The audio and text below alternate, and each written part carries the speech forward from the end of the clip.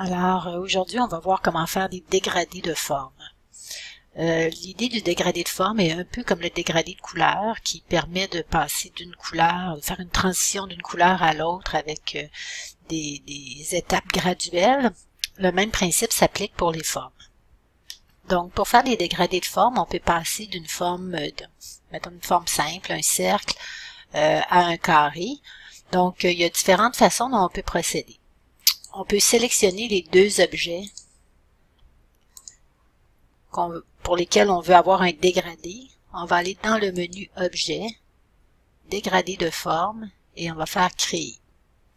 Donc, on peut voir ici que l'ordinateur a créé un dégradé et il prend en compte, en fait, toutes les caractéristiques de l'objet.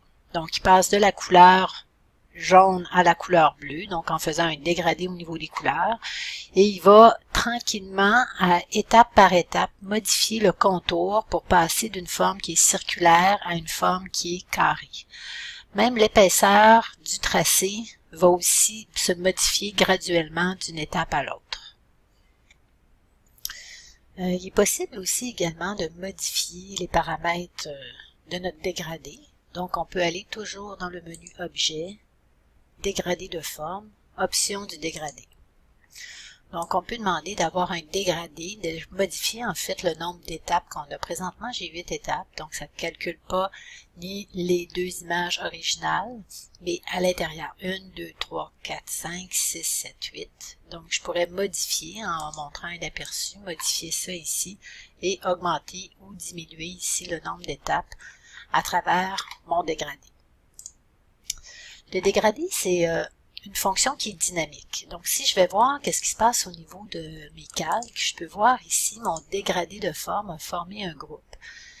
J'ai mon objet de départ, j'ai mon objet d'arrivée, mais j'ai pas d'objet intermédiaire. Les objets intermédiaires, en fait, sont vraiment créés par la fonction.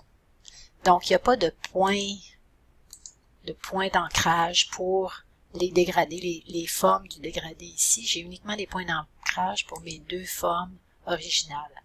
Et si j'apporte une modification au niveau de ces formes-là, le dégradé va se modifier automatiquement. Donc, si par exemple, je déplace ce point-là, la forme de mon dégradé va se modifier également.